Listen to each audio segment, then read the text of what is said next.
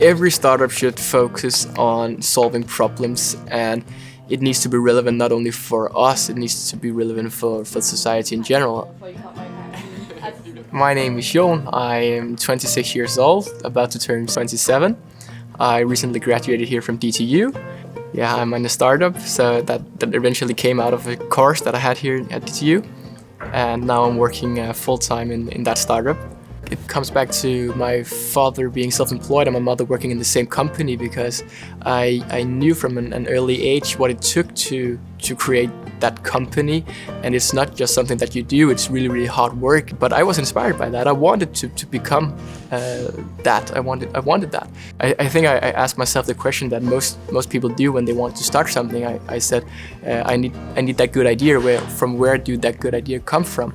And so I had to reframe the question that I asked myself. So it's not about how do I get the good idea, it's about how do I identify problems that I can eventually solve. At some point, my friend Marcus and I was sitting at a restaurant in Nyhavn on their outside area, and eventually Marcus, he looked up and said, "Jon, isn't it crazy that we live in a time with a climate crisis, and yet 2 meters away from us there's a heating lamp just oozing out a lot of energy to keep us warm?" So it got us talking about how inefficient these heating lamps really is. And then we went to Jysk and we bought a normal cushion. We took the heating element out of the car seat and put it into the cushion. And then we powered it up with a car battery, and then we had the first prototype. And it was less than 12 hours after we came up with the idea. The problem we're solving is, of course, to lower the total amount of energy used on restaurants outside heating. But the real problem that we're solving is making a system that works for restaurants.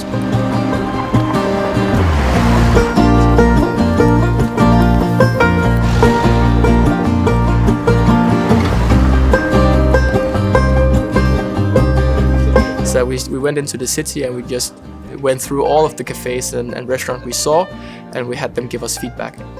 And there we learned something really, really crucial. So one of the restaurants said, "Well, it sounds really good. How much does it cost?" And we said, "I don't know. What do you think it's worth?" And he said, "Well, can't we just rent it?" We said, "Well, maybe. Let's look into this model." So it was a really, really good idea that we could rent them out only for the period that they needed the heat. And by replacing heating lamps, we could lower their energy bills significantly, more than 90%. So putting the subscription fee into it would actually decrease the total amount of money spent on outside heating starting from day one.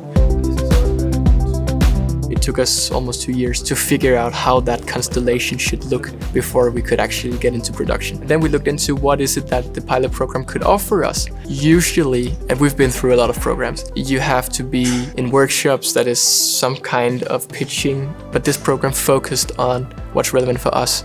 To be able to get knowledge from universities and also from the industry.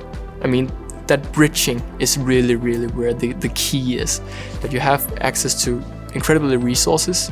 You have the DTU as validation for you. That's also really good when you reach out to people. Also the access to the tool shops really, really helped us in developing these prototypes. But you also have this connection to the SMEs, meaning that what you're building are actually being built with a focus of how can we make sure that it makes sense in the real world. So we could connect the resources that we needed with the market. So it just made really good sense for us to be in this program. I am a great believer that companies do not exist to make money for themselves. They exist to solve a problem for the world.